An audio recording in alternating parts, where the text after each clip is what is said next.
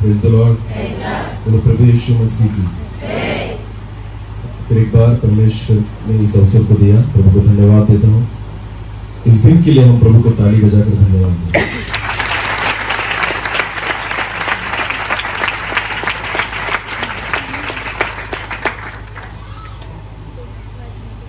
मैं विश्वास रखता हूँ कि परमेश्वर आज हमसे बात करेंगे। आमीन। और कल हमने जो शुरुआत की थी रात को जिस वचन के द्वारा, फिर एक बार हम उसी वचन के द्वारा आज शुरुआत करेंगे। हम निकालेंगे नीति वचन उसका 4था अध्याय और 23 वचन। एक बार पढ़ लेंगे, उसके बाद आज के वचन की ओर हम जाएंगे। सबसे अधिक अपने मन की रक्षा कर, क्योंकि जीवन का मूल स्रोत वही है। पता है आपको परमेश्वर का वचन ये क्यों कहता है कि सबसे अधिक अपने मन की रक्षा कर, क्योंकि जीवन का मूल स्रोत वही है। अगर हम परमेश्वर के वचन में देखें, कुछ बातें आज हम सीखेंगे। देखिए, जब यूहन्ना जो है, जो बपतिस्मा करने वाला था, और उसके संदेश के बारे में अगर एक बात हम देखें तो हमें कुछ बातें वहां पर सीखने मिलेगी। मैंने जैसे कल शुरुआत की थी और मैंने बताया था कि सुनते तो हम बहुत है पर बदलते नहीं, बराबर है ना। आज तक हमने बहुत कुछ सुन लिया, बहुत अच्छा सुन लिया, प्रकाशित वाक्य भी सुन लिया, दानियल की पुस्तक भी सुन ली, और बहुत सारी जो बातें थी जो अब तक नहीं पता थी वो भी हमें सुनाई पड़ गई। पर फिर भी क्यों मनुष्य जो है नहीं बदलता? क्यों हमारे जीवन में कोई परिवर्तन नहीं होता? क्यों हमें उस वचन का कुछ लाभ नहीं होता? क्योंकि सुनने के द्वारा हम विश्वास नहीं रखते, और विश्वास रखने के द्वारा मानकर उस रीति से हम चलते नहीं। इस वजह से उस वचन के द्वारा हम आशीषित नहीं होते।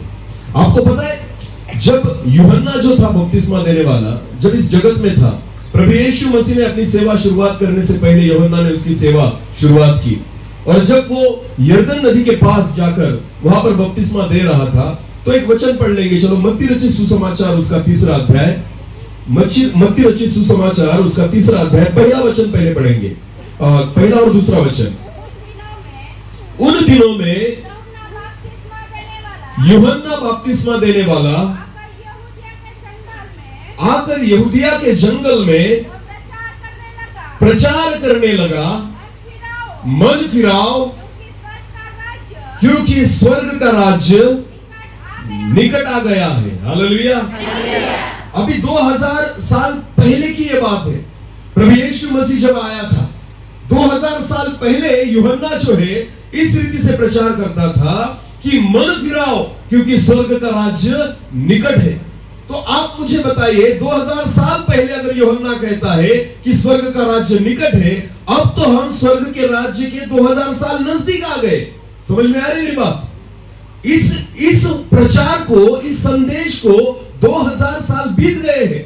यानी प्रभु यीशु मसीह का वचन या प्रभु यीशु मसीह का दूसरा जो आगमन है, स्वर्ग के राज्य का जो आगमन है, हमारे बीच में या हमारे नजदीक 2000 साल हम नजदीक आ चुके हैं। तो यूहन्ना बपतिस्मा करने वाला 2000 साल पहले इस रीति से कहता था कि मन फिराओ, क्योंकि स्वर्ग का राज्य निकट है। और आगे देखेंगे, चलो उसी वचन, उसी अध्याय में आगे देखेंगे, 7 वचन से आगे हम पढ़ेंगे। अभी ध्यान देकर सुनना। जब उसने बहुत से फरीसियों और सदूकियों उनको बपतिस्मा के लिए अपने पास आते देखा, तब उनसे कहा। देखिए, यहां पर यूहन्ना बपतिस्मा करने वाला किनको देख रहा है? एक साधारण विश्वासियों को नहीं, जो फरीसी है, जो सदूकी है। फरीसी और सदूकी कौन थे? जिनको नियम शास्त्र के बारे में सब पता था। मूसा का जो नियम शास्त्र है वो पूरा जानते थे, उन्हें पूरी बातें सब पता थी। भविष्यवक्ताओं ने क्या कहा है, यशायाह ने क्या कहा है, यिर्मयाह ने क्या कहा है, यहजकेल ने क्या कहा है, ये सारी बातें फरीसी और सदूकी जो थे वो जानते थे। हालेलुया। और जब यूहन्ना ने देखा कि फरीसी और सदूकी उसके पास आ रहे हैं बपतिस्मा लेने के लिए, तुरंत उनको देखने के बाद यूहन्ना ये प्रचार करने लग गया। क्या कहा यूहन्ना ने? आगे पढ़िए। हे सांप के बच्चों। किसको कह रहा है यूहन्ना? फरीसी और सदूकियों को। आपको पता है फरीसी और सदुकी एक पद था, एक धार्मिक पद था। आपको पता है सब लोग जो थे ना उनको झुककर प्रणाम करते थे। जब सदुकी आ जाए, फरीसी आ जाए, तो आपको पता है सब लोग उनको झुककर प्रणाम करते थे, क्योंकि उनका एक ओहदा था। आत्मिक जीवन, लोगों को लगता था ये बहुत धर्मी लोग हैं, क्योंकि ये सफेद कपड़े पहनने वाले थे। आपको पता है ये सारे लोग जो थे अगर कहीं पर नजर आ जाए तो सब लोग जो है ना झुककर उनको प्रणाम करते थे। क्यों? क्योंकि एक मान और एक सम्मान उस वहां पर उनको था। पर जब यूहन्ना उनको आते वक्त देखता है तो यूहन्ना ने उनका स्वागत नहीं किया, यूहन्ना ने उनका सत्कार नहीं किया। यूहन्ना कहता है, हे सांप के पिल्लों, बच्चों। Hallelujah, hallelujah. सांप के बच्चों किसको कह रहा है? फरीसियों को, सदूकियों को। क्यों उनको सांप के बच्चे कहा उसने? क्योंकि वो सिर्फ सुनते थे, वचन के अनुसार नहीं चलते थे। समझ में आ रही मेरी बात? उनको वचन पता था पर वचन मानना वो नहीं सीखे थे। आपको पता है जितना वचन आप मानोगे उतना आप नम्र और नम्र और नम्र बनते जाओगे। आमीन। वचन आपको सीधा नहीं करता, वचन आपको झुका देता है। हालेलुया। जितना वचन आप सुनेंगे और उसको मानेंगे उतना वचन आपको नम्र नम्र और नम्र करते रहेगा। हालेलुया। और सदुकी और फरीसी लोग जो थे ना वो बिल्कुल नम्र नहीं थे। आपको पता है उनको लगता था हमें सब पता है। समझ में आ रही मेरी बात? हमें सब पता है। आज बहुत सारे विश्वासी लोग भी ऐसे ही कहते हैं, हमें सब पता है। तू कौन आया हमें सिखाने वाला? अरे बचपन से लेकर बाइबल पढ़ रहे हैं हम, संडे स्कूल में जाता था, उसके बाद यूथ कैंप में जाता था, बहुत बड़े बड़े सेमिनार कर लिए हमने, बहुत बड़े प्रचारकों को हमने सुन लिया, हमें सब कुछ पता है। मैंने बाइबल ट्रेनिंग किया है, मैंने बीटीएच किया है, और जो भी थियोलॉजी की डिग्री है हमने प्राप्त की है, पीएचडी कर चुका हूं, मैं डॉक्टरेट कर चुका हूं। अरे इस जगत में एक भी व्यक्ति नहीं है जो परमेश्वर की वचन की पीएचडी कर सके। आमीन। कितना लिया आपने बताइए?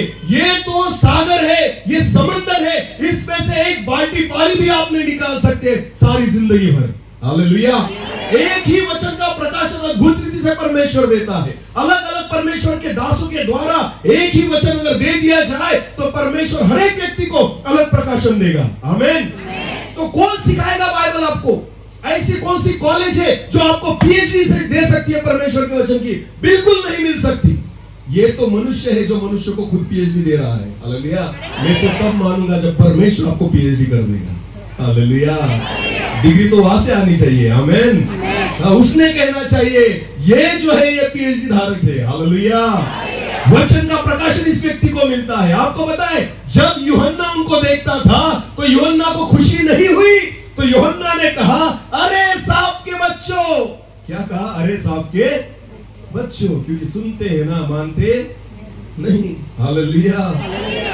मैं हर एक बार कहता हूं आत्मिक जीवन में कोई व्यक्ति बड़ा है तो कैसे जाने? मैं आपको देखो एक उदाहरण देता हूं। यहाँ पर पहाड़ी मीटिंग रहती है ना आमपाड़ा में, बराबर? लास्ट टाइम पिछले साल में भी आया था।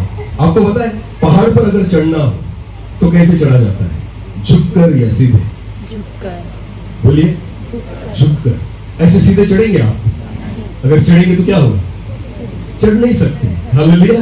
पीछे गिर जाएंगे, बराबर है ना? अगर ऊपर चढ़ना है तो क्या करेगा? क्या करना पड़ेगा? झुकना पड़ेगा। हालेलुया।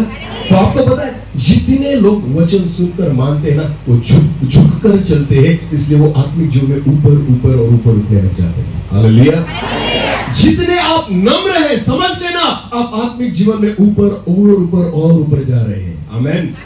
और जो व्यक्ति नम्र नहीं है, जो कहता है मुझे सब आता है, आपको पता है अगर पहाड़ से नीचे उतरना हो तो कैसे उतरा जाता है? झुककर या सीधे? झुककर या सीधे? सीधे। आप झुककर नहीं उतर सकते पहाड़ पर से। हालेलुया। अगर पहाड़ से नीचे उतरना है तो ऐसे सीधे उतरा जाता है। हालेलुया।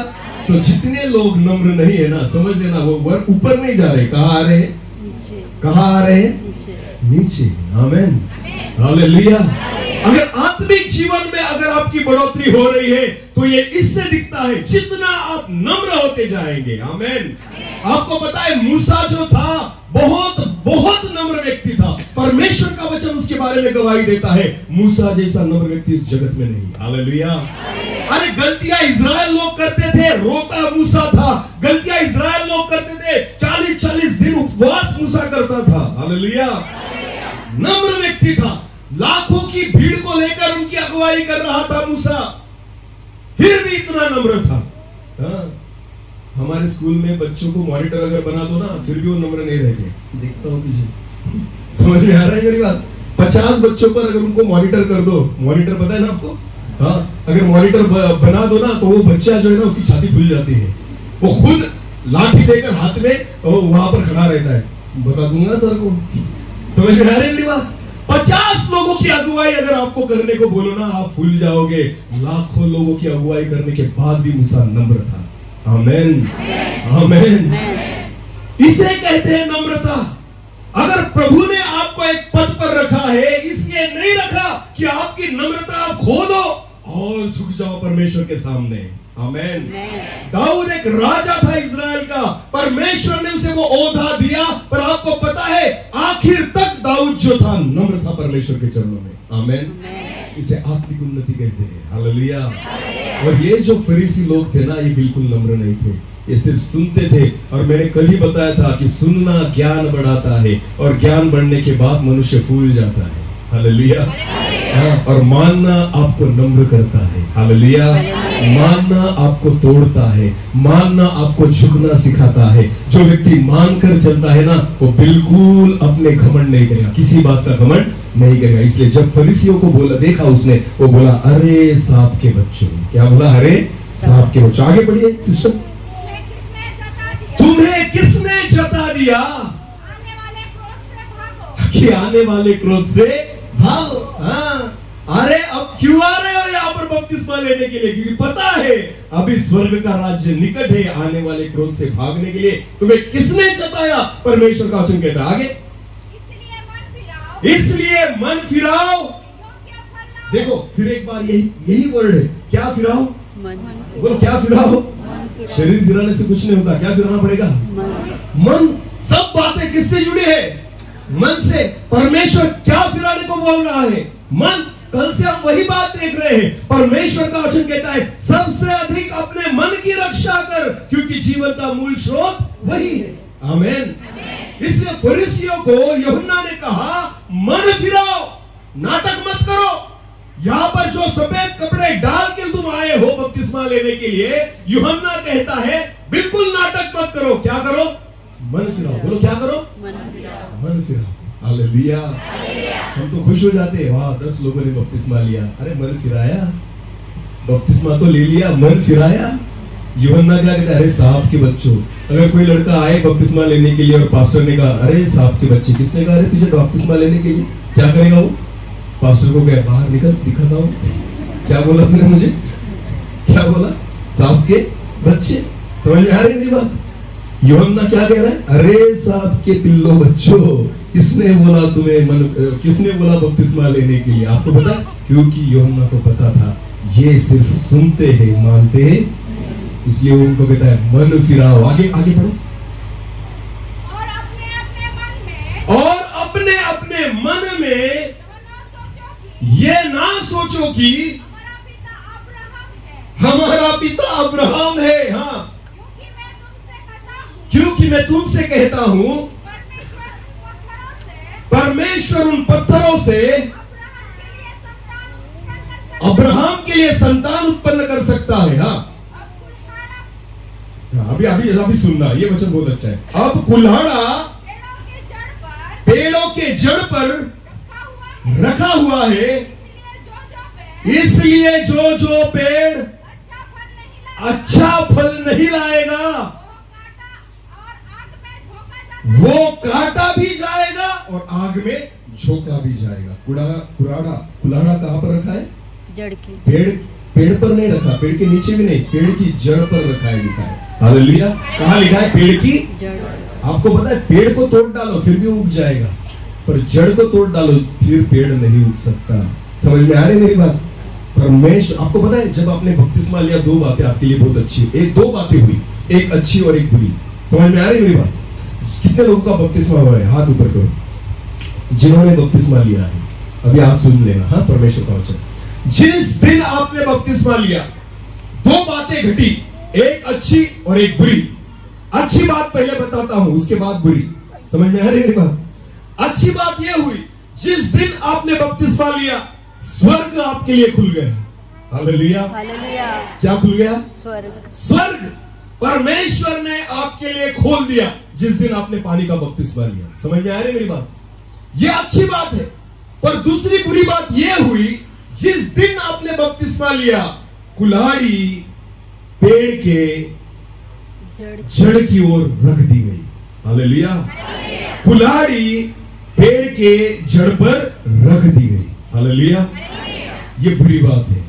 जो जो पेड़ फल न दे वो काट दिया जाएगा और अग्नि में झोंक दिया जाएगा, परमेश्वर का वचन कहता है। स्वर्ग खुलते हुए हमने सबने देखा, कुल्हाड़ी की ओर किसकी नजर नहीं। समझ में आ रही मेरी बात? हम क्यों पाप करते हैं? क्योंकि हमें कुल्हाड़ी की ओर हमारी नजर नहीं। हर एक व्यक्ति की जड़ पर क्या रखी हुई है?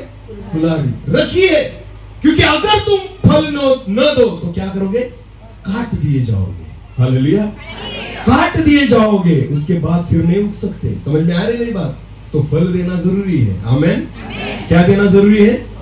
फल देना जरूरी है। आपको पता है फल देने के लिए, मेरी ओर देखिए, अभी फल देने के लिए अगर फल के पेड़ को लगाना है तो बीज लगाना पड़ता है। क्या लगाना पड़ता है?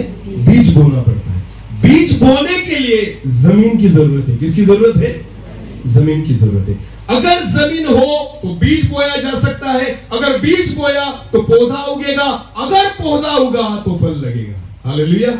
ये प्रोसीजर है, उससे जाना पड़ेगा। तो समझो, पहले बीज बोने के लिए किसकी जरूरत है? जमीन। बोलो, जमीन की। किसकी?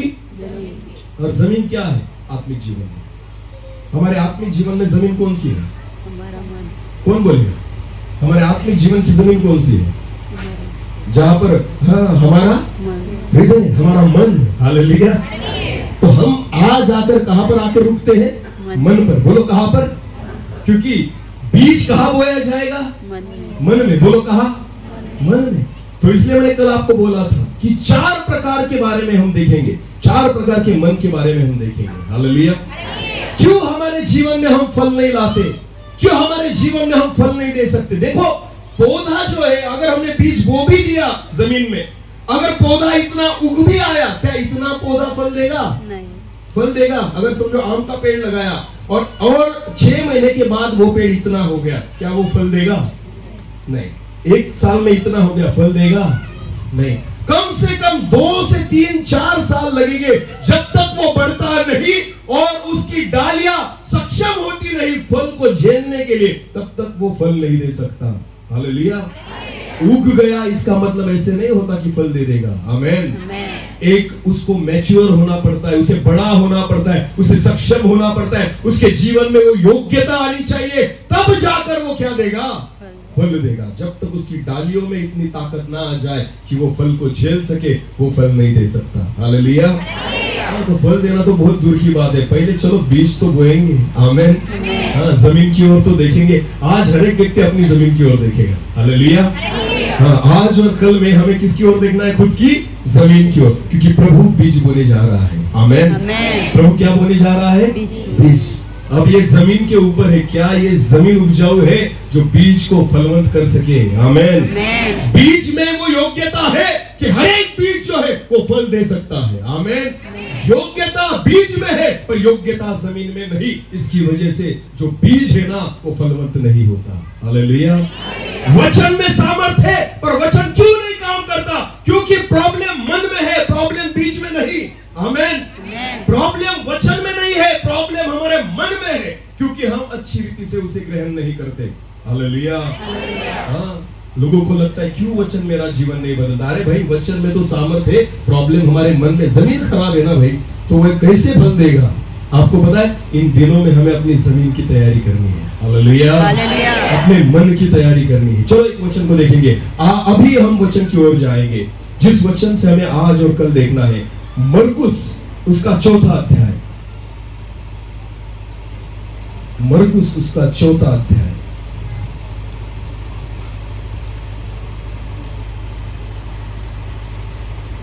मरकुस उसका 4था अध्याय और दूसरे वचन से लेकर हम पढ़ेंगे 9 वचन तक। पहले पढ़ लेंगे, उसके बारे में हम आगे जाएंगे। और वो उन्हें दृष्टांतों में बहुत सी बातें सिखाने लगे। और यीशु उनको दृष्टांत के द्वारा बहुत सी बातें सिखाने लगा। और अपने उपदेश में उनसे कहा, हाँ, सुनो और देखो, सुनो और देखो, एक बोने वाला एक बोने वाला बीज बोने के लिए निकला, बीज बोने के लिए निकला, और बोते समय और बोते समय कुछ तो मार्ग के किनारे गिरा, कुछ बीज जो था रास्ते पर गिर गया, और पक्षियों ने आकर उसे चुग लिया, और पक्षियों ने उसे चुन लिया। और कुछ पथरीली भूमि पर गिरा, कुछ बीज जो था वो पथरीली भूमि पर पड़ा, जहाँ उसको बहुत मिट्टी न मिली, उसे मिट्टी न मिलने के कारण, और गहरी मिट्टी न मिलने के गहरी मिट्टी न मिलने के कारण जल्द उग आया, वो जल्दी उगाया, जब सूर्य निकला, और जब सूरज निकला वो जल गया, वो जल गया, जड़ न पकड़ने पर और जड़ न पकड़ने के कारण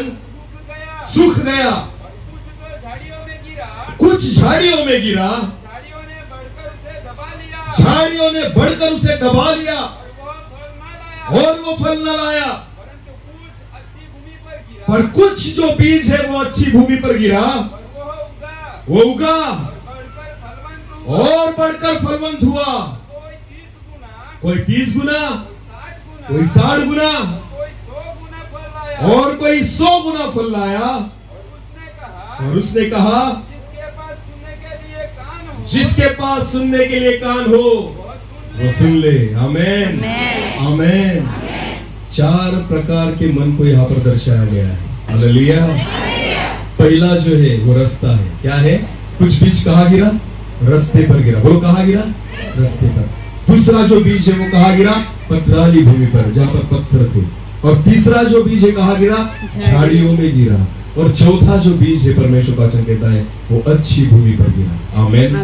आपको पता है ये जो 4 भूमि है ना, ये 4 प्रकार के मन है। आमेन।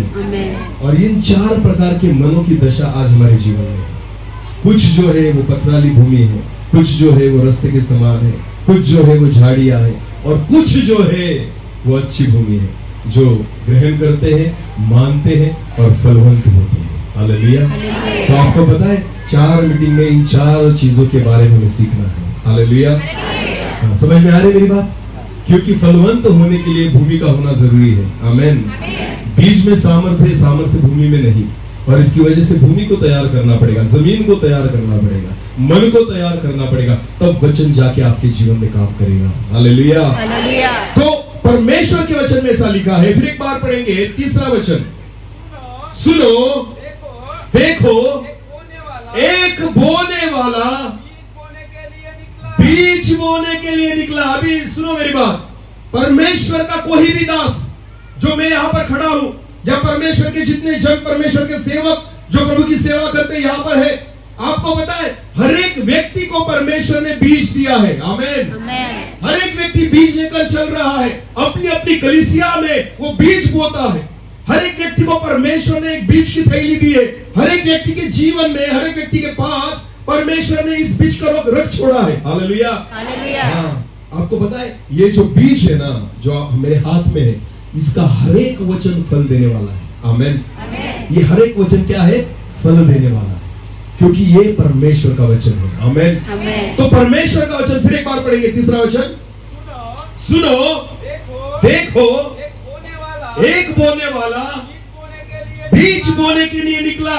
अभी मैं परमेश्वर का दास होने के नाते परमेश्वर का वचन आपसे प्रचार कर रहा हूं। मैं अभी, मेरी जो प्रक्रिया है वो बीज बोने की है। मेरा काम जो है बीज बोने का है। तो परमेश्वर ने उसके दासों को बीज बोने के लिए वहां पर नियुक्त किया है। आगे, और जब परमेश्वर का दास बीज बोता है, बोते समय कुछ बीज जो है वो रास्ते पर गिरा, रास्ते के किनारे पर गिरा। अगर मराठी में देखा जाए तो रास्ते पर गिरा है, ऐसा लिखा है। आमेन। यहाँ पर किनारे पर लिखा है, पर वहां पर अगर मराठी ट्रांसलेशन में देखें तो वहां पर रास्ते पर गिरा ऐसा लिखा है। आमेन। हालेलुया। तो देखो, अभी हम देखेंगे रास्ता क्या होता है। बहुत लोगों के मन जो है ना रास्ते के समान है। रास्ता, थोड़ा रास्ते के बारे में सोचेंगे हम। सब लोग जानते हैं रास्ता किसे कहते हैं? मार्ग जो है, रास्ता जो है, हाईवे जो है। पहली बात, अगर रास्ते के बारे में हम देखें तो हमें दिखाई पड़ता है कि रास्ता जो होता है ना, वो किसी एक व्यक्ति की माल की जागीर नहीं होता, वो किसी एक व्यक्ति का नहीं होता। समझ में आ रही है मेरी बात? रास्ते पर कोई व्यक्ति नहीं कह सकता कि ये मेरा रास्ता है, मैं ही चलूंगा। ऐसा हो सकता है क्या? नहीं, क्योंकि उसकी माल की एक व्यक्ति की नहीं है। एक व्यक्ति उसका मालिक नहीं है रास्ते का। आपको पता है बहुत सारे लोगों के मन जो है ना रास्ते के समान है, क्योंकि वो खुद के मालिक ही नहीं है। वो खुद का नहीं सोच सकते, वो खुद निर्णय नहीं कर सकते। उनको जरूरत पड़ती कोई तो भी आए और कोई हमें बताए। समझ में आ रही मेरी बात? वो खुद निर्णय नहीं कर सकते, वो खुद सोच नहीं सकते। वो रास्ते के समान है उनका मन। कोई भी आओ और कोई भी निकल जाओ, कोई भी आकर कुछ भी बता जाए हम सुन लेंगे, किसी की भी बातें सुन लेंगे, कभी खुद सोचेंगे नहीं, कभी खुद का निर्णय हम कर नहीं सकते। क्यों? क्योंकि हमारा मन जो है रास्ते के समान है, कोई भी आता और कोई भी जाता। समझ में आ रही मेरी बात? हाँ, तो आपको पता है इन 4 मनों के बारे में प्रभु यीशु मसीह ने जब कहा ना, अगर आप उस दृष्टांत को आगे जाकर पढ़ेंगे कि जब प्रभु यीशु मसीह ने उसके दृष्टांत को क्लियर किया है। एक वचन पढ़ेंगे, चलो हम मरकुस उसका 4था अध्याय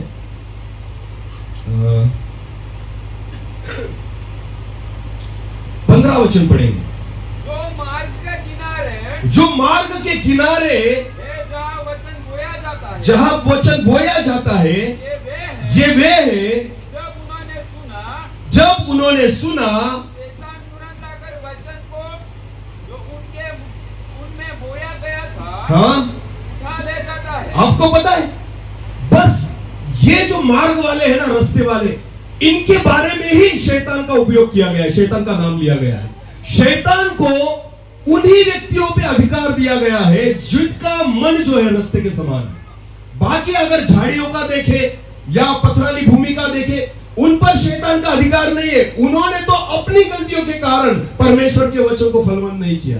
पर ये जो रास्ते वाले हैं ना, बाइबल कहता है इस रास्ते में जो वचन पड़ा था, जो बीज पड़ा था, वो किसने चुरा लिया? शैतान ने। क्योंकि ये जो मन वाले लोग हैं ना, वो खुद के अधिकारी नहीं। समझ में आ रही है मेरी बात? हाँ, इनका मालिक कोई नहीं, और जिनका कोई नहीं उनका वो होता है शैतान। हाँ, आपको खुद को किसी को तो भी देना पड़ेगा। आमीन। एक वचन पढ़ेंगे, चलो एक वचन को हम देखेंगे। पहले कुरिन्थियों उसका 6वां अध्याय, पहले कुरिन्थियों उसका 6वां अध्याय, पहले कुरिन्थियों की पत्री उसका 6वां अध्याय और वचन 20 पढ़ेंगे। 20 क्योंकि दाम देकर मोल लिए गए हो, क्योंकि तुम दाम देकर मोल लिए गए हो, इसलिए अपनी देह के द्वारा परमेश्वर की महिमा करो। हालेलुया। यहां पर पौलुस जो है कहता है तुम दाम देकर मोल लेकर, क्या क्या क्या लिखा है? फिर एक बार पढ़े। क्योंकि दाम देकर मोल लिए गए हो, मैंने खरीद लिया है तुम्हें। आमीन। किसने खरीदा है हमें? बोलो यीशु ने। किसने? यीशु ने। हाँ, जब तक यीशु हमें न खरीदे, आपको पता है शैतान आकर वचन चुरा लेगा। आमीन। क्योंकि रास्ते समान मन है, उसका कोई मालिक नहीं। आपको पता है किसी ने किसी को खरीदने के लिए पहले हमें खुद को बेचना होगा। हालेलुया। हम खुद को बेचने की तैयारी रखें। प्रभु यीशु मसीह तू आ और मुझे खरीद ले। आमीन।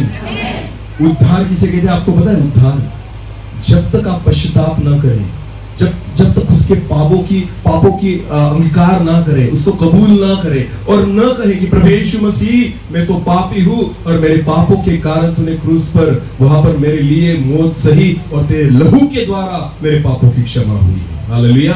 जब तक हर एक विश्वासु व्यक्ति अपने मुंह के द्वारा अंगीकार नहीं करता, उसका उद्धार नहीं होता, और जिस व्यक्ति का उद्धार नहीं होता उसे प्रभु यीशु मसीह नहीं खरीदता। आमीन। चर्च में आने वाले तो बहुत है, उद्धार प्राप्त किए हुए बहुत कम है। आमीन। हाँ, बहुत सारे जो लोग हैं ना, आपको पता है उनकी दूसरी तीसरी पीढ़ी है प्रभु में। तो जो बच्चे होते हैं ना, उनको ऐसा लगता है अरे मेरे माँ बाप चर्च में जाते हैं, मैं भी जाता हूँ, मेरा तो उद्धार हो ही चुका है। वो कभी कबूल नहीं करता कि मैं पापी हूँ। क्यों? उसे लगता है एक क्रिश्चियन परिवार में मेरा जन्म हुआ है, अगर मैं क्रिश्चियन परिवार में जन्मा हूँ तो मैं चर्च जाऊंगा, तो मैं बाइबल पढ़ूंगा, मैं बपतिस्मा लूंगा, सारी विधियां जो है वो क्रिश्चियन रीति से मेरे जीवन में होगी। इसकी वजह से मरूंगा तो कहां जाऊंगा? स्वर्ग में। कहां जाऊंगा? यह उसने निश्चित कर लिया है। हाँ, उसे लगता है बस मैं क्रिश्चियन परिवार में जन्मा हूं ना तो ये सारी बातें मुझे मिल जाएगी। बिल्कुल नहीं, बिल्कुल नहीं। खुद को उसे बेचना होगा आपको। हालेलुया। यीशु मसीह को बोलना होगा प्रभु तू मुझे खरीद तेरे लहू से। हालेलुया। और जब वो खरीदेगा ना तभी बीज बोया जाएगा। आमीन। तभी बीज बोया जाएगा। रास्ते पर बीज बो के क्या फायदा? आमीन। उसका तो कोई मालिक है ही नहीं। समझ में आ रही है मेरी बात? उसका कोई मालिक है ही नहीं। रास्ते पे बीज बोकर कुछ फायदा नहीं। आज हमारे मन जो है रास्ते के नाई है। हम खुद नहीं सोच सकते, खुद विचार नहीं कर सकते, खुद निर्णय नहीं कर सकते। क्यों? क्योंकि हम अभी भी गुलामगिरी में है, गुलामी में है। और जब तक प्रभु यीशु मसीह उसके लहू के द्वारा आपको न खरीदे, तब तक बीज बोने की प्रक्रिया नहीं हो सकती और बीज फलवंत नहीं हो सकता। हालेलुया। हर एक चीजों को अपने अंदर मत आने दो। ये रास्ते के समान मन है। टीवी भी देखना चाहते हैं, मोबाइल भी देखना चाहते हैं, बाइबल भी पढ़ना चाहते हैं, संदेश भी सुनना चाहते हैं, पिक्चर के गाने भी गाते हैं और प्रभु के गाने भी गाते हैं। ये तो रास्ता है भाई, कोई भी आता है और कोई भी जाता है। हालेलुया। समझ में आ रही है मेरी बात? हाँ, हमें पिक्चर भी अच्छा लगता है, सिनेमा भी अच्छे लगते हैं, हाँ, यूट्यूब पर भी देखते हैं अलग अलग गंदी गंदी बातें, हाँ, फेसबुक पर भी ज्वाइंट है, इंस्टाग्राम में भी ज्वाइंट है और कहते प्रभु तुझसे भी ज्वाइंट है। वो तो अच्छा है, प्रभु का कोई ग्रुप नहीं है ना, नहीं तो उसे भी ऐड कर देते। प्रभु को प्रभु तो एडमिन हो जा और तेरे ग्रुप में हमें भी ऐड कर ले, क्योंकि 1760 तो हमारे पास ग्रुप है, उसमें तेरा एक ग्रुप और एक ज्वाइंट हो जाए, कुछ फर्क नहीं पड़ता। समझ में आ रही है मेरी बात? जिस मोबाइल में, सिस्टर प्लीज मोबाइल दीजिए ना। हाँ, ये मोबाइल है ना, कुछ नहीं, टेंशन मत लो, लॉक है ना। आजकल लोगों को टेंशन क्या रहता है? अब देखो, अपनी जिंदगी दे दूंगा पर मोबाइल नहीं दूंगा। तेरे लिए मैं मेरी जान दे दूंगा पर मोबाइल नहीं दूंगा। क्यों? जान लेने से कुछ फर्क नहीं पड़ता, पर मोबाइल में ऐसी बातें है ना, वो अगर तुमने देख ली तो सब भांडा फूट जाएगा। हर एक व्यक्ति देखो, जितने लोग घर में ना मोबाइल को पासवर्ड लगा के रखते हो ना, चोर हो आप, चोर है आपके मन में। क्यों? आप वो बातें अपने परिवार को नहीं दिखाना चाहते जो सिर्फ आप देखते हैं। समझ में आ रही है मेरी बात? हाँ, मेरे घर में मेरा जो मोबाइल, मेरी पत्नी का मोबाइल है, हम सबके पासवर्ड हम सबको पता है। हालेलुया। कोई भी कभी भी देखता है, हमारा मोबाइल हमारे पास रहता ही नहीं। समझ में आ रही है मेरी बात? क्योंकि हमें पता है जो है अच्छा ही है। हालेलुया। अगर इस मोबाइल को आप यूज करते हो, अगर इसमें आप फेसबुक यूज करते हो, इसमें आप इंस्टाग्राम यूज करते हो, इसमें आप यूट्यूब यूज करते हो, गलत बातें अगर देखते होंगे, मैं आपको बताना चाहता हूँ, बिल्कुल बाइबल इसमें मत रखना। समझ में आ रही मेरी बात? इसमें क्या मत रखना? बाइबल। परमेश्वर का वचन पवित्र है। हालेलुया। वो पवित्र है। आपके समान उस वचन को आप क्या करते हो पता है आपको? आप उस वचन को रास्ते पर फेंक रहे हो। किस पर फेंक रहे हो? रास्ता। आपका मन रास्ते के समान है। हाँ, कुछ भी देखते हो, कुछ भी सुनते हो, गलत बातें भी देख रहे हो, उसी मोबाइल में क्या ओपन करते हो आप?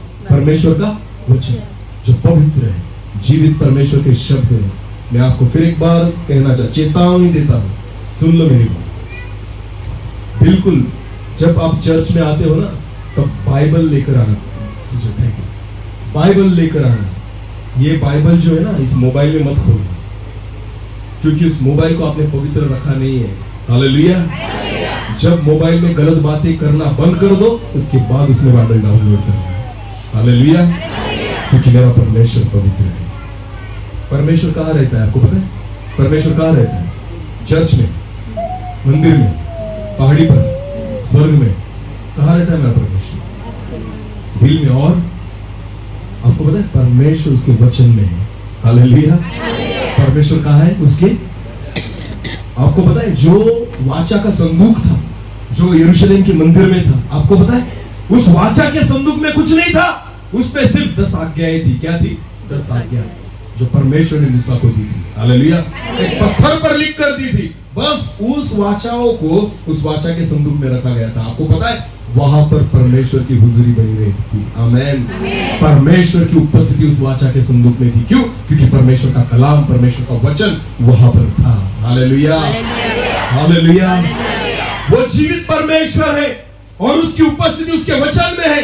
और अगर आप उसी वचन को उस मोबाइल में रखते हो जहां पर आप गलत बातें देखते हो, सुनते हो, तो ध्यान देकर सुनना, आप बहुत बड़े संकट में हो।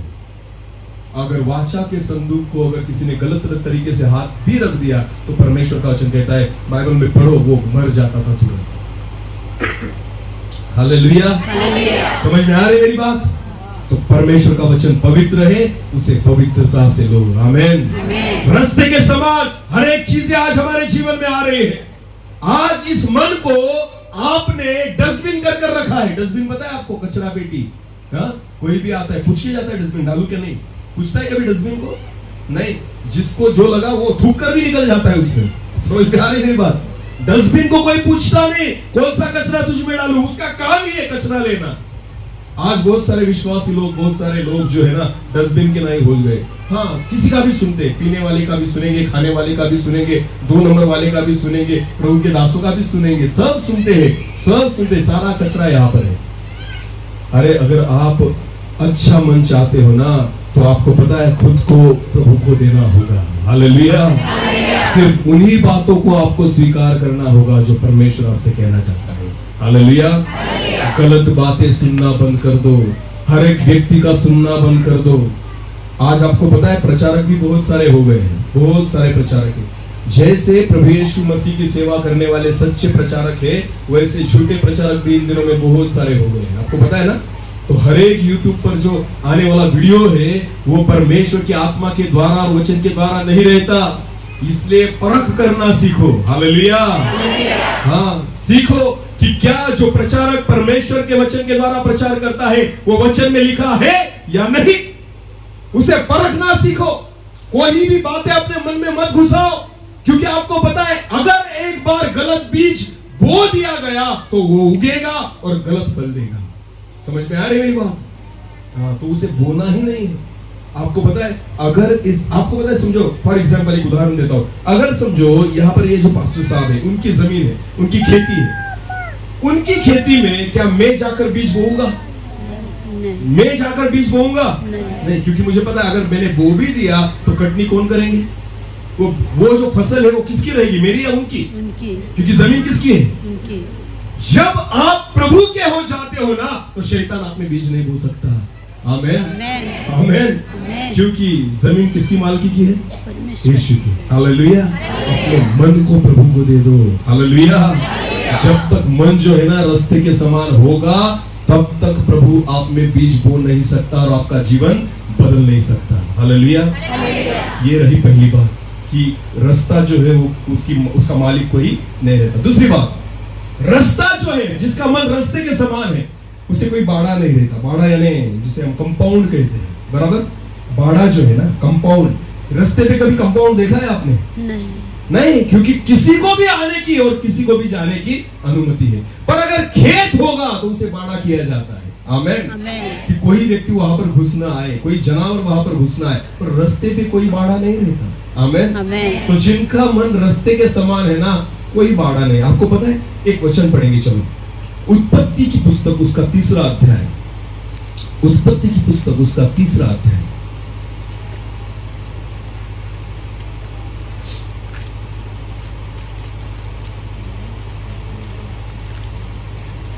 एक मिनट।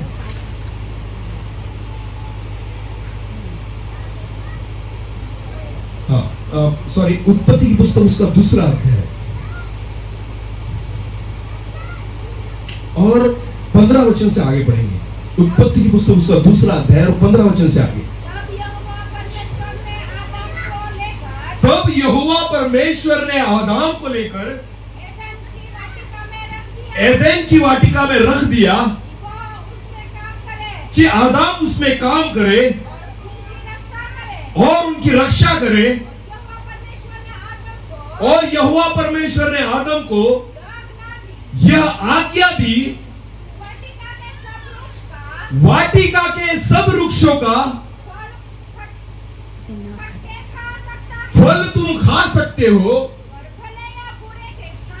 पर भले या बुरे के ज्ञान का जो वृक्ष है उनका फल तू कभी ना खाना। आमीन। तो बहुत सारे फलों के झाड़ है वहां पर, बहुत सारे फलों के पेड़ है वहां पर एदेन की वाटिका में, और उन्हीं पेड़ों के बीच में एक पेड़ है जिसका फल खाने की आज्ञा उनको नहीं थी। हालेलुया। समझ में आ रही मेरी बात? हाँ। तो आदम को परमेश्वर ने क्या कहा? आदम, सारे पेड़ों के फल तुम खाओ, खाली उस एक पेड़ के जो बीच में है ना, उस पेड़ के फल को तू नहीं खाना। बराबर? तो क्या आपने कभी सोचा ये बात? क्योंकि अगर परमेश्वर को ये चाहिए ही था कि आदम ने उस पेड़ के फल को नहीं खाना है, तो परमेश्वर ने क्या करना चाहिए था पता है आपको? उस पेड़ को कंपाउंड करना चाहिए था। क्या करना चाहिए था? कंपाउंड, एक बाड़ा बांधना चाहिए था उसे। पर परमेश्वर ने वैसे किया नहीं, खुला छोड़ दिया। प्रभु ने क्या किया? खुला छोड़ दिया। हाँ? क्यों प्रभु ने खुला छोड़ा? अरे प्रभु, तुझे पता है ना ये खा लेंगे वहां पर जाकर, तो क्यों बाड़ा नहीं बनाया? क्यों कंपाउंड में नहीं रखा उस पेड़ को? क्यों खुला छोड़ दिया उस पेड़ को? क्योंकि परमेश्वर चाहता था मैं पेड़ को बाड़ा नहीं बनाऊंगा, तुम्हें खुद के मन को बाड़ा बनाना पड़ेगा। Hallelujah, hallelujah. जगत के पापों को तुम नहीं बदल सकते, नहीं मिटा सकते। प्रभु कहता है जगत को मैं बाड़ा नहीं कर सकता, तुम खुद के मन को बाड़ा बनाओ। हालेलुया। खुद के हृदय को कंपाउंड करो। आमेन। हाँ, ये तभी हो सकता है जब इसका एक मालिक हो। आमेन। इस मन का एक मालिक हो। हाँ, हम प्रार्थना करते प्रभु जगत के पापों को बदल, जगत के पाप निकल जाए। नहीं निकलेंगे बाबा, तुझे बदलना होगा। हालेलुया। हाँ, तू उनको बदलने जाएगा, तू भी बदल जाएगा। तू खुद को बदल। समझ में आ रही मेरी बात? जगत को मत बदलो। किसको बदलो? खुद को बदलो तो जगत बदल जाएगा। आमीन। आज हम दुआ करते हैं प्रभु इसको बदल, उसको बदल, राजनीति में ऐसा चल रहा है उनको बदल। नहीं कुछ बदलेगा, आप खुद को बदलो। हालेलुया।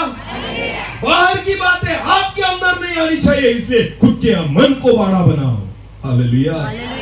अगर रास्ते जैसा मन हो तो कोई भी आएगा और कोई भी जाएगा। ये दुनिया बड़ी धर्मशाला, यहाँ पर कोई आ रहा है, ऐसी बात है धर्मशाला की जैसी, कोई भी आता और ऐसे मन है हमारे कि कोई आ रहा है और कोई नहीं हो सकता अपने जीवन में काम।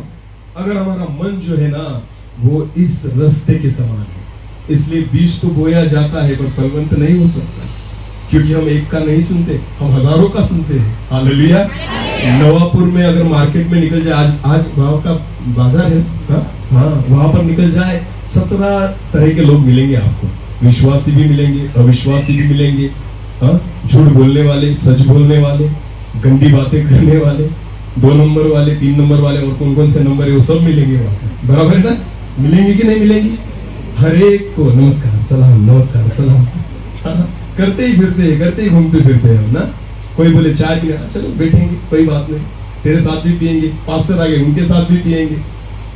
क्या लगता है आपको? एक एक वचन को पढ़ेंगे। चलो, भजन संहिता उसका पहला अध्याय और पहला वचन। भजन संहिता उसका पहला अध्याय और पहला वचन। क्या ही धन्य है, क्या ही धन्य है वह पुरुष जो दुष्ट की युक्ति पर नहीं चलता। अरे किसकी युक्ति पर नहीं चलता? दुष्ट की युक्ति पर नहीं चलता। आमीन। हाँ, जो दुष्टों से कुछ नहीं पूछता मैं क्या करूं। आज हम पूछते फिरते, क्या लगता है आपको मैंने क्या करना चाहिए? किसे पूछ रहा है? जिसे खुद का पता नहीं वो कहा जाने वाला। हालेलुया। समझ में आ रही मेरी बात? अरे कुछ भी मत, किसी को भी मत पूछो। आपको पता है उनको ही पूछो जिनको पता है वो खुद कहा जाने वाला है। हालेलुया। बोला हालेलुया। यीशु मसीह की हालेलुया। उसे पूछो जिसको खुद का पता है मैं कहा जाने वाला, उसको पूछ लो जिसको खुद का भी पता नहीं वो कहा जाएगा। हाँ? क्यों? परमेश्वर का वचन फिर एक बार पढ़ेंगे उसी वचन को। क्या ही धन्य है, क्या ही धन्य है वह पुरुष जो दुष्टों की युक्ति पर नहीं चलता। अगर कोई दुष्ट व्यक्ति उसकी युक्ति बताए कि इस तरह से करना, मैं नहीं करूंगा। क्यों? क्योंकि प्रभु ने आत्मा किस लिए दी आपको? उसकी आत्मा किस लिए दिए? कि आत्मा आपको सिखाए क्या करना चाहिए। आमीन। तो लोगों की युक्तियां आप पर काम नहीं करेगी। हालेलुया। समझ में आ रही मेरी बात? लोगों की युक्तियां आप पर काम नहीं कर सकती। प्रभु यीशु मसीह, परमेश्वर के वचन में लिखा है, उसने जो 39 कोड़े खाए उसके द्वारा मुझे क्या मिली? चंगाई। क्या मिली? चंगाई। आप अगर विश्वास रखोगे ना तो आपको मिलेगी। हालेलुया। पर नहीं, हम जाते हैं डॉक्टर के पास और डॉक्टर कहते हैं ये जो गोली है ना सुबह लेना, ये दोपहर को लेना, ये शाम को लेना ना। रात को अगर 12 बजे भी डॉक्टर ने बोला ना उठकर ये गोली लेना, तो अलार्म लगाकर उठेंगे और लेंगे। क्यों? क्योंकि उनकी युक्तियां हमें पसंद आती है। हालेलुया। और प्रभु ने जो बोला है वो नहीं, वो उस पर विश्वास नहीं हमारा। कैसे ऐसी चंगाई मिलेगी? नहीं बाबा, पहले दवाखाने में जाना पड़ेगा, हाँ 2-4 ठुकवाने के बाद ही हमें अच्छा लगेगा ना। थोड़ा बिल अगर दे दे, 1000-2000 निकल जाए, उसके बाद मन में शांति आएगी, अब मैं चंगा हो गया। अरे फुकट में दिया है प्रभु ने। हालेलुया। जो फुकट दिया है उसे फुकट लो, पर विश्वास नहीं हमारा। हर एक व्यक्ति के बारे में हम सोचेंगे। आपको पता है प्रभु यीशु मसीह ने आपको कहा है, परमेश्वर के वचन में हमें परमेश्वर ने कहा है मैं तुम्हें कभी अकेला नहीं छोड़ूंगा। आमीन। कहा है ना प्रभु ने, कभी अकेला नहीं छोड़ूंगा। अगर कोई गलत बात आपसे कोई कह दे तो हम विश्वास रख लेते, अरे नहीं नहीं नहीं ऐसा हो जाएगा। प्रभु ने आपको कहा मैं कभी अकेला नहीं छोड़ूंगा, तो नहीं छोड़ेगा। हालेलुया। बाहर की बातों को अपने जीवन में मत आने दो, ये रस्ते समान मन है जिस पर किसी का अधिकार नहीं। जब तक इस मन को आप रस्ते समान करके रखेंगे, आपको पता है प्रभु बीज नहीं बो सकता और वो बीज फलवंत नहीं हो सकता। खुद सोचना सीखो। आमेन।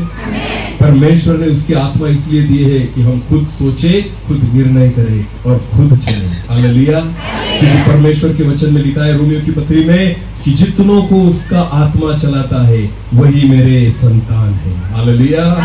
हर एक व्यक्ति उसकी संतान नहीं है। जितनों को पवित्र आत्मा चलाए उनको ही उसने अपनी संतान होने का अधिकार दिया है। हालेलुया। तो आत्मा का चलाना क्या है? किसी के सुनने पर मैं नहीं जाऊंगा, मैं तो पवित्र आत्मा मुझ में जो है ना वो मुझे सिखाएगी। हालेलुया। हाँ, मैं उसका सुनूंगा। आमेन। एक छोटी सी स्टोरी बताता हूँ, मेरी ओर देखिए। एक बार क्या हुआ, एक बाप यानी एक व्यक्ति, एक पुरुष और उसका एक बच्चा था 10 साल का। कितने साल का? 10 साल का। दोनों थोड़ा दूर उनको सफर करना था और उनके पास एक घोड़ा था। वो घोड़ा लेकर वो दोनों जो थे वो निकल पड़े और उनको दूसरे गांव में जाना था। उन्होंने क्या किया, उस घोड़े को लेकर वो चलने लग गए। वो दोनों पैदल चल रहे थे और घोड़ा उनके साथ में था। थोड़ा दूर वो निकल गए और जाने के बाद कुछ लोग वहां पर खड़े थे और लोगों ने बोला, अरे घोड़ा लेकर चल रहे हो, कम से कम एक व्यक्ति तो उस पर बैठो। घोड़े को क्यों चला रहे हो? उस पे कम से कम एक व्यक्ति तो बैठो। बच्चे को बिठाओ या तुम खुद बैठ जाओ। उनको भी बराबर लगा, हाँ ठीक है, ये बराबर बोल रहे हैं, घोड़ा है हमारे पास ना। तो क्या किया, उस व्यक्ति ने अपने बच्चे को उस पर बिठा दिया, बराबर। और वो बैठकर वो व्यक्ति घोड़े के साथ चलने लग गए। और बच्चा कहाँ बैठा है अभी? घोड़े। अभी सुनो मेरी बात। थोड़ा दूर गए, उसके बाद और कुछ लोग मिले और उन लोगों ने बोला, अरे कैसा बेटा है, अपना बूढ़ा बाप जो है वो पैदल चल रहा है और बेटा कहाँ बैठा है? घोड़े पर। शर्म नहीं आती? उतर नीचे। उसने सोचा बराबर है। वो बेटा नीचे उतर आया और बाप बोला ठीक है अभी मैं बैठूंगा। और बच्चा क्या करेगा? पैदल चलेगा। अभी बाप ऊपर बैठ गया और बच्चा नीचे चलने लग गया। घोड़ी पर बाप बैठकर जा रहा है। और थोड़ी दूर गए, वहां कुछ लोग मिले। उन्होंने बोला कैसा बाप है, बेटा पैदल चल रहा है और तू खुद घोड़ी पर चलता है। कैसा बाप है, शर्म नहीं आती? छोटा बच्चा नीचे चलता है और तू कहां बैठा है? घोड़ी पर। तो बाप ने सोचा अभी एक काम करेंगे कि बेटे को भी बिठा लेंगे। हालेलुया। बेटे को भी बिठा लेंगे। तो बाप ने बेटे को भी बुलाया, बेटा चल तू पर ऊपर बैठ जा। अभी दोनों घोड़ी के ऊपर बैठ गए और दोनों आगे चलने लगे। अभी घोड़ी चल रही है और थोड़ी दूर गए, वहां पर कुछ लोग थे। उन्होंने देखा कितने बेशरम लोग हैं, इतनी सी घोड़ी, उस पर कितने लोग बैठे हैं? इतनी सी घोड़ी, जान ले रहे उस घोड़ी की, उस पर कितने लोग बैठे? 2। शर्म नहीं आती तुम्हें? ऐसे उन लोगों को बोला। तो बेचारे दोनों नीचे उतर आए। इसका मतलब क्या है पता है आपको? कभी किसी की ज्यादा मत सुनना। जो खुद को करना है ना वो तुम्हें डिसीजन लेना होगा। क्योंकि लोग घोड़ी पर भी नहीं बैठने देते और पैदल भी नहीं चलने देते। आमीन। समझ में आ रही मेरी बात? समझ में आ रही मेरी बात? घोड़ी पर भी नहीं बैठने देते और पैदल भी। ये रास्ते समान मन है जो खुद का नहीं सोचता, जो खुद निर्णय नहीं करता, जो खुद परमेश्वर बहुत बार परमेश्वर हमसे बात करता है पर हम सुनते ही नहीं, क्योंकि हम बहुत लोगों की सुनते हैं, इसमें से परमेश्वर कौन सी बात कर रहा है यही हमें पता नहीं चलता। आमेन, हालेलुया। जिसके कान हो वो सुने। हाँ, कुछ भी मत सुनो, सिर्फ किसका सुनो, बोलो। आपको पता है भेड़ जो है, भेड़ कितने लोगों ने देखी है भेड़? हाँ, परमेश्वर मेरा चरवाहा है, मुझे कोई घटी न होगी। आमेन। तो भेड़ जो है ना, भेड़, वो भेड़ का एक चरवाहा होता है, बराबर, और वो चरवाहा उसके आगे चलता है और चरवाहा कुछ आवाज निकालता है, भेड़ उसकी आवाज को पहचानती है, बराबर। अगर आप जाओ और उसी आवाज में आप भेड़ों को पुकारो, क्या आपकी सुनेगी? नहीं। सुनेगी? आपके पीछे आएगी? क्यों? क्योंकि वो पहचानती है चरवाहा की आवाज कौन सी है। हालेलुया। समझ में आ रही मेरी बात?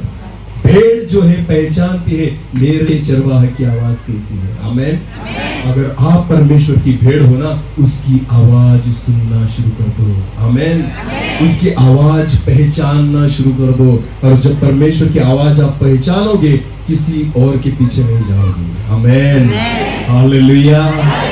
जो चरवाहा प्रभु ने आपको दिया है ना, उसकी ही आवाज सुनकर उसके पीछे चलना। आमेन। आज क्या हो गया पता है आपको? हम बोलते हैं बहुत सेवा बढ़ रही है, बहुत सेवा बढ़ रही है, बड़े बड़ी कुछ नहीं रही। एक ही कलीसिया थी, उसके 4 बन गई, और लोग कहते हमारे गांव में बहुत सेवा बढ़ गई। अरे काय की बड़ी, जो थी वो भी कम हो गई। अभी पहले तो बहुत बड़ी कलीसिया थी, अब क्या हो गई? छोटी हो गई। इसे सेवा बढ़ना कहते हैं। बोलो, बढ़ना कहते हैं। उसे कहते हैं जब नए लोग प्रभु में आ जाए। हालेलुया। आप वो भेड़ हो जिसे एक चरवाहा प्रभु ने दिया है। आमेन। उसी चरवाहे के पीछे चलना है। हालेलुया। उसकी आवाज सुनना, उसकी आवाज पहचानना, गलत व्यक्ति के पीछे मत जाओ। हालेलुया। क्योंकि आपका चरवाहा आपके लिए प्रार्थना करता है, आपका चरवाहा आपके लिए दुआ करता है, आपका चरवाहा आपके लिए खाने पीने का इंतजाम करता है, आत्मिक भोजन आपको परोसता है। आपको पता है, उसकी आवाज सुनो, उसकी आवाज पहचानो और उसके ही पीछे चलो। हालेलुया। सेवा इसे कहते हैं। आमेन। चलना इसे कहते हैं। हालेलुया। इसलिए परमेश्वर का वचन कहता है मेरी भेड़ जो है मेरी आवाज सुनती है और मेरी आवाज पहचानती है। आमेन। तो किसी का भी मत सुनो। हालेलुया। फिर एक बार भजन संहिता 1:1 पढ़ेंगे। क्या ही धन्य है वो पुरुष जो दुष्ट की युक्ति पर नहीं चलता। तो चलोगे आज के बाद? चलोगे? हाँ, अगर कुछ पूछना भी है ना तो परमेश्वर के दासों से पूछो, क्या मैं ये बात करूं या ना करूं। किसी से भी जाकर मत पूछो जिसको खुद पता नहीं खुद के जीवन के बारे में।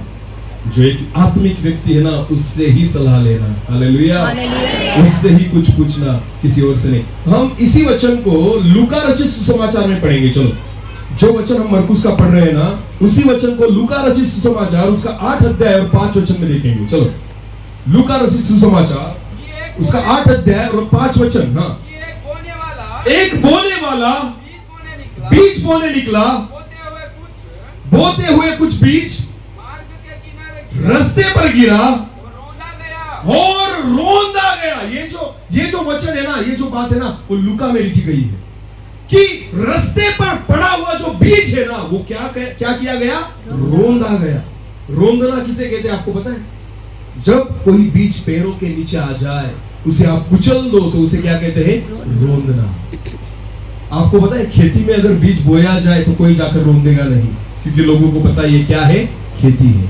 पर रास्ते पर अगर कोई बीज पड़ा हो तो कोई भी उस पर चलकर जा सकता है, उसे कहते हैं रोंदना। बहुत सारे विश्वासी जो है ना, परमेश्वर के वचन को रोंदते हैं। हाँ, मानते नहीं, सिर्फ सुनते हैं और उसके बाद रोन देते हैं, चलते नहीं वचन के अनुसार। अगर मैंने आपको बोला ना, एक वचन जो है ना, बहुत लोगों ने रोन दिया है, बहुत सारे लोगों ने। अगर कोई एक गाल पर मारे तो दूसरा गाल, अरे बोलो आगे क्या करना? आगे करना। अभी बोलो कितने लोग एक बार ऐसे इस वचन को पालन किया है? कोई है आप में? महात्मा बोलिए ना, कोई तो होगा परमेश्वर के समान, यीशु मसीह के समान। कोई नहीं तो सबने क्या किया? उसे एक गाली दी तो हम 10 देंगे। हाँ, एक गाली दी तो हम कितनी देंगे? 10 देंगे। एक मारा तो 4 लगाएंगे। रोनते हैं परमेश्वर के वचन को हम, ये रस्ते समान मन है। जब आप परमेश्वर की आज्ञा नहीं मानते, परमेश्वर के वचन को आप रोक देते हो अपने पैरों तले, ये रस्ते समान मन है। इसलिए परमेश्वर का वचन हमारे जीवन में काम नहीं करता। यूसुफ को जब उसके सगे भाइयों ने बेच दिया तो यूसुफ ने उनको गाली नहीं दी। समझ में आ रही है मेरी बात? गाली नहीं दी। उसका भरोसा किस पर था? परमेश्वर यहोवा पर। हालेलुया। बेच दिया खुद के भाइयों ने, फिर भी यूसुफ कुछ नहीं बोला। हम तो भाई भाई लड़ते हैं, ये मेरी जमीन, ये मेरा घर, ये मेरी जगह। भाई भाई पर लड़ता है, केस कर देता है कोर्ट में। अरे वाह, पुलिस केस हो रही है भाइयों के बीच में, लड़ते झगड़ते कुत्ते बिल्ली की तरह ना, दो भाई दो बहनें। वाह रे वाह, विश्वासी लोग हैं हम। बोलो, विश्वासी लोग हैं हम। एक भाई अगर दूसरे भाई से लड़ता है, एक भाई दूसरे भाई से झगड़ता है, एक दूसरे को अगर आप गालियां देते हो, आपको पता है परमेश्वर का वचन आपके पैरों तले आप रोंद रहे हो, क्योंकि आपका मन परमेश्वर के वचन के अनुसार योग्य नहीं है, वो रस्ते के समान हो चुका है। इसलिए परमेश्वर के वचन को पैरों तले आप रोंद रहे हो। समझ में आ रही है मेरी बात? हाँ, ऐसे बहुत सारे वचन है परमेश्वर के वचन में, बाइबल में, कि जो हम नहीं पालन करते। एक गाल पे मारो तो दूसरा आगे करो। हालेलुया। अगर तेरा पड़ोसी बीमार है, अगर तेरा पड़ोसी जरूरतमंद है, अगर उसे किसी चीज की जरूरत है, तो तू जा और उसे पूछ और उसकी मदद कर। परमेश्वर के वचन में लिखा है। हालेलुया। मांगने के अलावा हम किसी देते हैं नहीं। प्रभु ने कहा तू खुद खोज के निकाल किसे जरूरत है। वचन में ऐसा लिखा है, तू जा, तू खोज के निकाल किसे जरूरत है और जाकर देकर आ। आमीन। हाँ, हम बाट जोते हैं, वो मांगेगा तो दूंगा, मांगेगा नहीं तो क्यों? समझ में आ रही है मेरी बात? हाँ, हम सोचते हैं जब सामने वाला मांगेगा तो मैं बड़ा हृदय करके उसे दूंगा और उसे बोला, देख तुझ पर बहुत उपकार किया, याद रखना मरने तक ये मैंने तेरी गरज जो जरूरत थी ना वो पूरी की। हालेलुया। प्रभु ऐसे नहीं कहता। प्रभु कहता है इस हाथ से दिया, इस हाथ को पता। हाँ, हम तो सारे लोगों को पता चलने का सोचते हैं और पास्टर जी को कहते, पास्टर जी 10,000 रुपए दे रहा हूँ चर्च के लिए, यहाँ से नाम लेना। कहाँ से? यहाँ से। नहीं लिया ना, वापस मांग लूंगा। हाँ, वापस मांग लूंगा। कितना दे रहा हूँ? अरे किसको दे रहा है तू? प्रभु को या मनुष्य को? हाँ? प्रभु कहता है इस हाथ ने दिया तो इस हाथ को पता न चले। रोंद दिया उस वचन को आपने, रोंद दिया। क्यों? सारी कलीसिया के सामने मैंने चर्च के लिए 50,000 रुपए दिए, गया था। जो प्रभु देने वाला था यही गया। हाँ? प्रभु की ओर से तुझे कुछ फूटी कौड़ी भी नहीं मिलेगी, क्योंकि लोगों ने तेरे लिए क्या बजाई? बस तेरा प्रतिफल निकल गया। समझ में आ रही है मेरी बात? अरे गरीबों, अगर आपको लगता है आपने आशीषित होना चाहिए, प्रभु का वचन कहता है इस हाथ ने दिया तो इसको पता न चले, तब जाके आप आशीष पाओगे। आमीन, आमीन। प्रभु का वचन कहता है आनंद से देने वाला मुझे प्रिय है। हालेलुया। एक बात सुनो। हाँ, एक बार क्या हुआ, ऐसा ही बड़ा चर्च था और उस चर्च में आपको पता है जब हम रविवार के दिन चर्च में आते हैं तो कुछ करे ना करे, बाहर से आते वक्त हम छुट्टे करके आते हैं। कुछ बाकी करे ना करे, भले हम बाइबल भूल जाए, भले हम मोबाइल भूल जाए, पर छुट्टा लाना। चर्च में आते समय हम छुट्टा लाना नहीं भूलते। अगर 100 की नोट है तो 10-10 रुपए करके लाएंगे। बराबर झूठ बोल रहा हूं क्या मैं? बराबर। 500 की नोट है ना, तब तक चर्च में नहीं आएंगे जब तक छुट्टे ना मिल जाए। हालेलुया। तब तक नहीं आएंगे चर्च में। हाँ, छुट्टा करके लाएंगे। ऐसे एक व्यक्ति था छुट्टे वाला। हाँ, वो क्या हुआ, वो चर्च में जा रहा था और उसने देखा कि उसकी जेब में 500 रुपए है। कितने? 500 की नोट है। उसने 2-3 दुकानों में चेक किया पर उसे छुट्टे नहीं मिले। तो फिर वो परेशान हो गया, क्योंकि 500 तो मैं डालने वाला, 500 तो मैं बिल्कुल डालूंगा नहीं। तो उसने सोचा चलो कोई बात नहीं, जाएंगे तो सही चर्च में। उसने क्या किया, वो 500 की नोट पिछले जेब में वहां पर रख दी और चर्च में निकल गया। थोड़े गर्मी के दिन थे, वो उसका रुमाल निकालता था और पसीना वगैरह पोंछता था और ऐसे पीछे जेब में, उसी जेब में उसने रुमाल को रख दिया। सुनो मेरे, जब आराधना वगैरह हो गई, उसके बाद भेंट जो थी वो भेंट लेने के लिए पास्टर साहब ने बोला कि एक गीत गाएंगे, उसके बाद सब भेंट लेंगे। अभी उसके दिमाग में आइडिया आई कि मैं तो 500 रुपए डालूंगा नहीं। और हम दान कैसे डालते हैं? ऐसे हाथ बंद करके, बराबर है ना? तो उसने मन में सोचा अगर मैं ऐसी मुट्ठी करके जाऊंगा, भले अंदर कुछ ना हो, किसको दिखेगा? किसको दिखेगा? नहीं दिखेगा। तो उसने युक्ति की, तो इस बार मैं कुछ नहीं डालूंगा, हाँ, पास्टर को भी पता नहीं चलेगा। तो इस तरह से जब भेंट अर्पण करते समय आगे एक डिब्बा रखा था, हर एक व्यक्ति उठकर जाता था, उस डिब्बे में डालता था। तो ये भी जो व्यक्ति था ना, उठकर चला गया और चला गया, ऐसी मुट्ठी की और ऐसी मुट्ठी अंदर छोड़ दी, उसमें कुछ नहीं था। समझ में आ रही मेरी बात? और सब लोग देख रहे थे ना, लोगों को लगा उसने कुछ ना कुछ डाला। और हुआ जब डाल के वो पीछे मुड़ा, उसको थोड़ा सा पसीना आ रहा था, उसने रुमाल निकाला। क्या निकाला? और जैसे रुमाल निकाला, 500 की नोट नीचे गिर गई। हालेलुया! 500 की नोट नीचे गिर गई। अभी उसकी नोट गिरी, उसको पता नहीं। उसके पीछे से एक व्यक्ति आया पैसे डालने के लिए, उसकी नजर गई कि 500 की नोट तो नीचे गिरी है। उसने वो 500 की नोट उठाई और डिब्बे में डाल दी। हालेलुया! हालेलुया! हालेलुया! हालेलुया! इसलिए हम भिखारी रहते हैं। समझ में आ रही मेरी बात? हाँ। समझ में आ रही मेरी बात? छुट्टे मत करके लाओ, जितना है उतना डाल दो। हालेलुया! तब आशीषित होंगे। आमीन। वचन को वचन की तरह मानना सीखो। हालेलुया! जो खुशी के साथ, आनंद के साथ देता है ना, प्रभु कहता है मैं उससे प्रसन्न होता हूँ। हालेलुया! एक विधवा स्त्री ने सिर्फ 2 रुपए डाले थे वहां पर, फिर भी प्रभु कहता है सबसे अधिक उसने डाला। आमीन। क्योंकि उसके पास जो था पूरा डाल दिया। हालेलुया! परमेश्वर के वचन में लिखा है जो ज्यादा बटोरेगा, ज्यादा जमा करेगा, उसका ज्यादा न भरेगा, और जो कम जमा करेगा उसका कम न भरेगा। हालेलुया! आज बहुत सारे लोग लगे हैं जमा करने में, मेरी प्रॉपर्टी, मेरा बिजनेस, मेरा ये, मेरा वो, मेरी खेती और मेरा पैसा और मेरा बैंक बैलेंस। 1 रुपया फुटी कौड़ी ऊपर नहीं जाएगी। समझ में आ रही मेरी बात? तुम्हारे जितने तुमने कमाए हैं ना, उसमें से 1 फुटी कौड़ी भी ऊपर नहीं जाएगी। सब यहाँ पर रहेगा। आपका पद, आपकी प्रतिष्ठा, आपका पैसा, आपकी प्रॉपर्टी, आपका बैंक बैलेंस, सब यहाँ पर रहने वाला है। आमीन। हाँ, तो उसके पीछे मत लगो जो नाश होने वाला है, उसके पीछे लगो जो नाश नहीं हो सकता। हालेलुया! हाँ, सच्चा धन तो ये मन है। हालेलुया! इसलिए तो प्रभु कहता है सबसे अधिक अपने मन की रक्षा कर, क्योंकि जीवन का मूल स्रोत हाँ, पैसे की रक्षा करते हैं हम। वाह रे वाह! जितने बड़े बंगले देखेंगे ना, उतनी बड़ी सिक्योरिटी रहती है वहां पर ना, बड़े बड़े गेट लगाए हैं, बड़े बड़े ताले। और मैंने देखा, हमारे पिंपल में भी हमारा एक दोस्त है, उनके घर में उन्होंने गेट लगाया है, जो दरवाजा रहता है घर के पास, उसको एक गेट लगाया है। तो कम से कम 10 बार चाबी घुमानी पड़ती है। कितनी बार? खट खट खट खट खट खट 10 बार, उसके बाद ओपन होता है।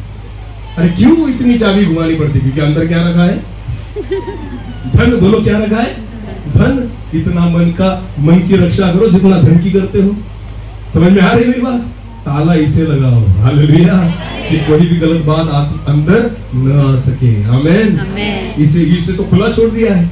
अरे कुछ भी आने दो, गलत बातें भी आए चलेगा, गलत बोले तो भी चलेगा, गलत देखे तो भी चलेगा, गलत विचार भी चलेंगे, गलत बोलना भी चलेगा, गाली देना भी चलेगा, सब गलत बातें चलती है। जिसे रक्षा करना चाहिए उसकी रक्षा नहीं करते, उसे खुला छोड़ दिया है। और जो धन आपके साथ नहीं आएगा उसकी रक्षा आप कर रहे हो। परमेश्वर का वचन कहता है सबसे अधिक अपने मन की रक्षा कर, क्योंकि जीवन का मूल स्रोत वही है। हालेलुया! तो आज सोच लेना, क्या मेरा मन रास्ते के समान है? कोई भी आएगा और कोई भी जाएगा, कुछ भी सिखा के चला जाएगा। मैं खुद का नहीं सोच सकता, खुद का निर्णय मैं खुद नहीं कर सकता, इसलिए शैतान आकर उस वचन को क्या करता है? चुरा लेता है। वो फलवंत नहीं, उगता ही नहीं। फलवंत थोड़ा तो दूर की बात है, वो उग ही नहीं सकता। वचन उसके जीवन में बिल्कुल उग नहीं सकता, क्योंकि उसका मन जो है वो रास्ते के समान है। वो खुद वचनों को अपने पैरों तले रोंद देता है, नहीं मानता। इसलिए सुनना नहीं मानना सीखो। हालेलुया! सुनना नहीं मानना सीखो। एक दूसरे से प्रेम करो, परमेश्वर का वचन कहता है। बराबर है ना? प्रभु कहता है अपने शत्रु से क्या कर, प्रेम प्रेम रख। हालेलुया। अपनों से प्रेम नहीं करते, शत्रु तो बहुत दूर की बात है, हम अपनों से नहीं करते। आपको पता है परमेश्वर का वचन अगर आपको उसके वचन के अनुसार मानना और चलना है ना, तो ऐसे व्यक्ति के सामने खड़े रहो जो आपको बिल्कुल पसंद नहीं है। हाँ, तब आपको पता चलेगा आपके अंदर कौन रहता है। अगर प्रभु का आत्मा है ना तो आप उससे प्रेम करोगे। आमेन। आमेन। प्रभु का आत्मा नहीं ना, गुस्सा आएगा, ये क्यों आ गया मेरे सामने। समझ में आ रही मेरी बात? तो ये पहले प्रकार का मन है जो रास्ते के समान है, जिस पर कुछ उग नहीं सकता। Hallelujah, hallelujah. अभी कितने मन रहे बाकी? तीन। दूसरा कौन सा है? पथराली भूमि। कैसा है? तीसरा कौन सा है? झाड़िया। बोलो कैसा है? और चौथा जो अच्छी भूमि। हालेलुया। तो आखिरी सभा जो अच्छी भूमि वाली है, बाकी तो अभी दो बाकी उसमें फटके पड़े हैं। हमें पथराली भूमि भी बाकी है और झाड़िया भी बाकी। अभी आपको पता है ये जो रास्ते वाला मन है ना, यही शैतान वचन यहाँ पर चुराता है। पथराली भूमि और झाड़िया, इसमें शैतान का कुछ काम नहीं है, वो आप जिम्मेदार हो उसके लिए। समझ में आ रही मेरी बात? उसके लिए हर एक व्यक्ति खुद जिम्मेदार है। वचन उसमें नहीं फलता क्योंकि उसकी भूमि पथराली और झाड़ियों वाली है। तो आज शाम को हम देखेंगे कि पथराली भूमि में पड़ा हुआ वचन क्या है। Hallelujah, hallelujah. समझ में आया सबको? समझ में आया सबको? 4 प्रकार के मन परमेश्वर ने दिए हैं, प्रभु यीशु मसीह ने खुद सिखाया है। क्यों वचन हमारे जीवन में काम नहीं करता? क्योंकि हमारा मन रास्ते के समान हो चुका है। इसलिए हम पैरों तरह उस वचन को रोंद देते हैं, उसे नहीं मानते, और इस वजह से वो वचन हमारे जीवन को आशीषित नहीं करता। मेरे ख्याल से अभी प्रार्थना का भी सेशन है, इसलिए मैं यहाँ पर रुकना चाहता हूँ। जिस वचन को आज हमने सुना है उसको अपने मन में लो। हालेलुया। पहली बात तो प्रभु यीशु मसीह को कहना, प्रभु तू मुझे खरीद ले तेरे लहू से। हालेलुया। और खरीदने के बाद फिर तू तेरा बीज बोना। आमेन। क्योंकि रास्ते पर बोने से भी कुछ फायदा नहीं। प्रभु यीशु मसीह को आज कहना, प्रभु तेरे वचन तेरे लहू के द्वारा मुझे क्या कर, आज खरीद ले। आमेन। बहुत सारे लोग यहाँ पर है शायद कि जिन्होंने आज तक पछतावा नहीं किया कि प्रभु मैं पापी हूं। आपको पता है उद्धार तभी होगा जब इस मुख के द्वारा आप कबूल करो कि प्रभु मैं पापी हूं और मुझे उद्धार की जरूरत है। आमेन। उद्धार डायरेक्ट नहीं मिलता, आपको पता है अपने मुंह से उसका अंगीकार करना पड़ता है। हालेलुया। तो आज हर एक व्यक्ति हम बस 5 मिनट की प्रार्थना करेंगे, सब अपनी आंखों को बंद करेंगे और एक हृदय में आज प्रभु से कहेंगे, प्रभु जी आज एक पछताव के साथ हम आपके चरणों में आते हैं, एक पछतावा लेकर आपके चरणों में आते हैं। शायद आज तक हमने पछतावा नहीं किया, क्योंकि दाऊद कहता है परमेश्वर के वचन में, हर एक व्यक्ति जन्म से लेकर ही पापी है।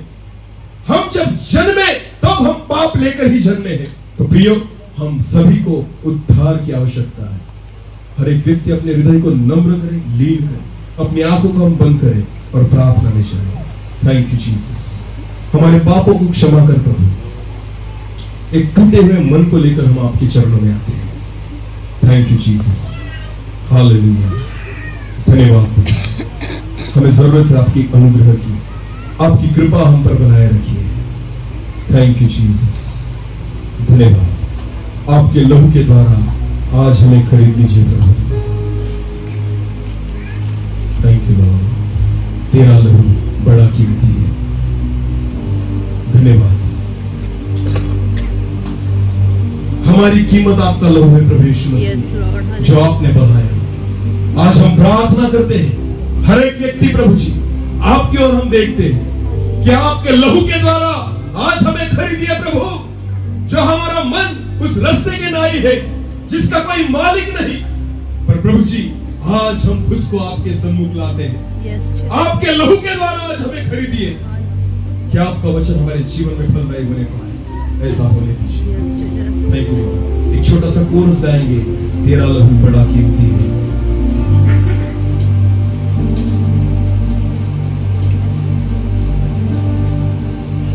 Thank you, Lord.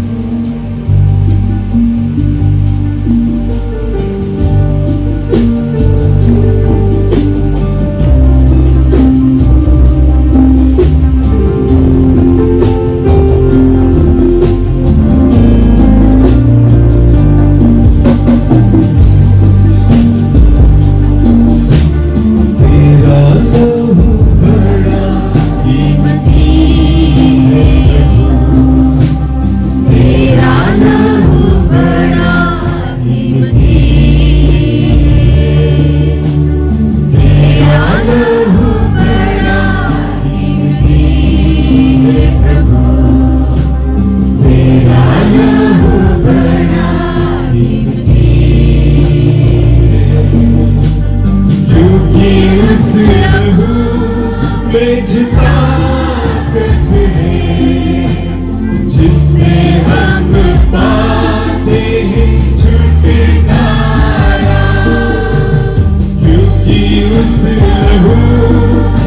जो ताकत है जिससे हम पाते हैं छुटकारा, तेरा लहू बड़ा कीमती है प्रभु, तेरा लहू बड़ा कीमती है,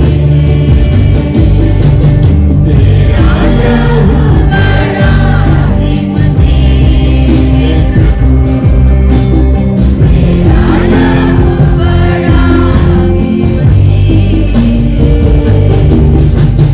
तूने वो लहू बहाया है, सारी दुनिया को बचाया है, तूने जो लहू बहाया है, सारी दुनिया को बचाया है, कभी तूने किसी से न कुछ मांगा, कभी तूने किसी से न कुछ चाहा, कभी तूने किसी से न कुछ मांगा, कभी तूने किसी से न कुछ चाहा,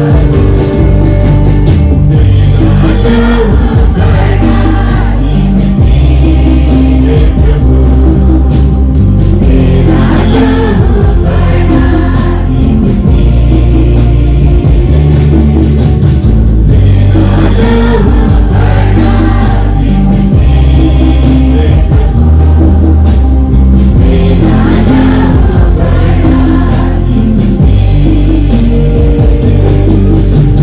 क्योंकि उस लहू में जो ताकत है जिससे हम पाते हैं छुटकारा, क्योंकि उस लहू में जो ताकत है जिससे हम पाते हैं छुटकारा,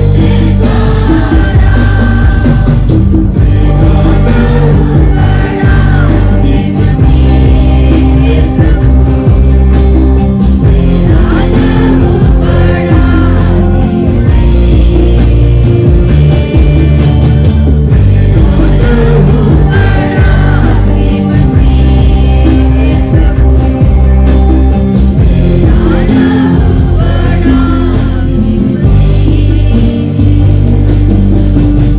हाँ प्रभु जी, आज आपके लहू के द्वारा आप हमें खरीद लीजिए मेरे राजा। हाँ प्रभु, इस रस्ते समान मन को आप बदल दीजिए। आपका लहू जो हमारे लिए आपने दिया, उस लहू के द्वारा आज हर एक व्यक्ति को आप खरीदिए प्रभु, कि हर एक व्यक्ति के जीवन में आपका वचन फलदायी होने पाए। ऐसा होने दीजिए मेरे राजा। प्रभु जी, आज फिर एक बार आपके वचन के द्वारा आपने हमसे बात की, केवल सुनने वाले नहीं, उस वचन को मानने वाले हम हो जाए। ऐसा होने दीजिए प्रभु। धन्यवाद, धन्यवाद। प्रार्थना जिंदा खुदा प्रभु यीशु मसीह आपके सामर्थ्य नाम से मांगते हैं।